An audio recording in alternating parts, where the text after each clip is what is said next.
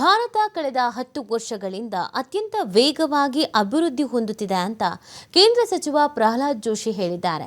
ಶ್ರೀ ಸತ್ಯ ಪ್ರಮೋದ ತೀರ್ಥ ಸ್ವಾಮೀಜಿ ಅವರ 108ನೇ ಜನ್ಮ ವಾರ್ಷಿಕೋತ್ಸವದ ಪ್ರಯುಕ್ತ ಇತ್ತೀಚೆಗೆ ಕೇಂದ್ರ ಸರ್ಕಾರ 108 ರೂಪಾಯಿಯ ನಾಣ್ಯವನ್ನು ಬಿಡುಗಡೆ ಮಾಡಿತ್ತು. ಅದನ್ನು ಹೈದರಾಬಾದ್ ಕಾಚಿಗೂಡಿನ ಉತ್ತರಾಧಿಮಠದಲ್ಲಿ ಕೇಂದ್ರ ಸಚಿವ ಪ್ರಹ್ಲಾದ್ ಜೋಶಿ ಬಿಡುಗಡೆ ಮಾಡಿದ್ದಾರೆ.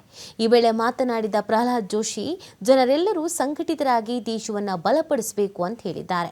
ಉತ್ತರಾಧಿಮಠದ ಪೀಠಾಧಿಪತಿ ಶ್ರೀ ಸತ್ಯ ಪ್ರಮೋದ ತೀರ್ಥ ಸ್ವಾಮೀಜಿ ಅವರ ಸ್ವರ್ಣಾರ್ಥ ನಾಣ್ಯ ಬಿಡುಗಡೆ ಮಾಡುವುದು ತುಂಬಾ ಸಂತೋಷವಾಗಿದೆ. ಪ್ರಸ್ತುತ ಪೀಠಾಧಿಪತಿ ಶ್ರೀ ಸತ್ಯಾತ್ಮ ತೀರ್ಥ ಶ್ರೀಪಾದರು ಕೂಡ ಸನಾತನ ಧರ್ಮ ಪ್ರಚಾರಕ್ಕೆ ದಿನಕ್ಕೆ 20 ಗಂಟೆ ಕಷ್ಟಪಡ್ತಿದ್ದಾರೆ ಅಂತ ಪ್ರಹ್ಲಾದ್ ಜೋಶಿ ಹೇಳಿದರು. ಕಾರ್ಯಕ್ರಮದಲ್ಲಿ ಬ್ರಹ್ಮೋಸ್ ಸಿಇಒ ಎಂಡಿ ಶ್ರೀ ಜಯತೀರ್ಥ, ಶ್ರೀ ವಿದ್ಯಾಧೀಶ ಆಚಾರ್ಯ, ಶ್ರೀ ಸತ್ಯ ಧಾನಕಟ್ಟಿ ಆಚಾರ್ಯ, ಶ್ರೀ ಶಶಿ ಆಚಾರ್ಯ, ಶ್ರೀ ಜಯತೀರ್ಥ ಆಚಾರ್ಯ, ಶ್ರೀ ರಾಘವೇಂದ್ರ ಆಚಾರ್ಯ ಸೇರಿದಂತೆ ಹಲವು ಗಣ್ಯರು ಭಾಗಿಯಾಗಿದ್ದರು.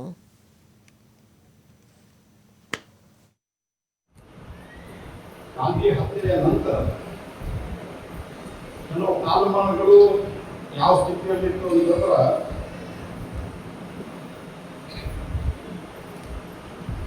ಅನೇಕ ಸಂದರ್ಭದಲ್ಲಿ ತಪ್ಪಿದೆಯೋ ಇಲ್ಲದೋ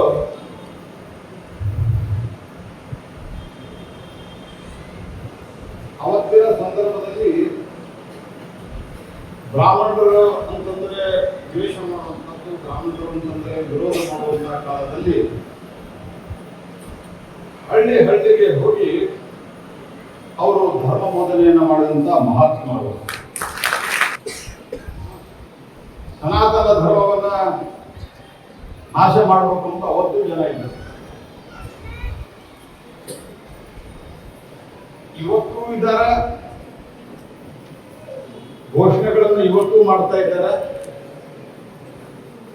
ಆದರೆ ಸನಾತನ ಧರ್ಮದ ತಾಕತ್ತು ಎಷ್ಟಿದೆ ಅಂತಂದ್ರೆ ಅವರು ಅದನ್ನು ಮಾಡಲಿಕ್ಕೆ ಸಾಧ್ಯ ಆಗುವುದಿಲ್ಲ.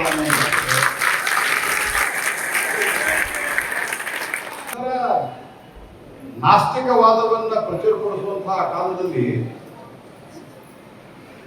ಇಷ್ಟೊಂದು ಅನುಕೂಲತೆಗಳು ಇಲ್ಲದಂತಹ ಸಂದರ್ಭದಲ್ಲಿ ಗಾಂಧಿ ಹತ್ಯೆಯ ನಂತರ ಕೆಲವು ಕಾಲಮಾನಗಳು ಯಾವ ಸ್ಥಿತಿಯಲ್ಲಿತ್ತು ಅಂತಂದ್ರೆ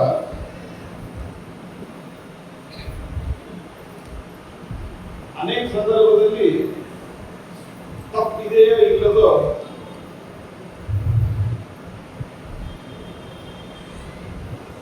ಅವತ್ತಿನ ಸಂದರ್ಭದಲ್ಲಿ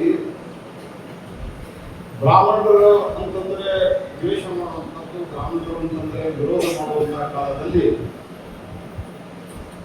ಹಳ್ಳಿಗೆ ಹೋಗಿ ಅವರು ಧರ್ಮ ಬೋಧನೆಯನ್ನು ಮಾಡಿದಂತ ಮಹಾತ್ಮರು ಸನಾತನ ಧರ್ಮವನ್ನ ನಾಶ ಮಾಡಬೇಕು ಅಂತ ಅವತ್ತು ಜನ ಇದ್ದರು.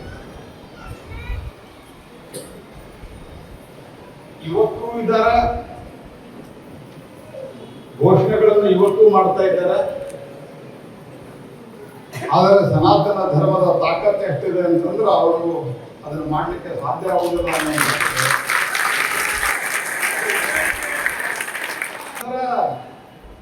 ನಾಸ್ತಿಕವಾದವನ್ನ ಪ್ರಚುರಪಡಿಸುವಂತಹ ಕಾಲದಲ್ಲಿ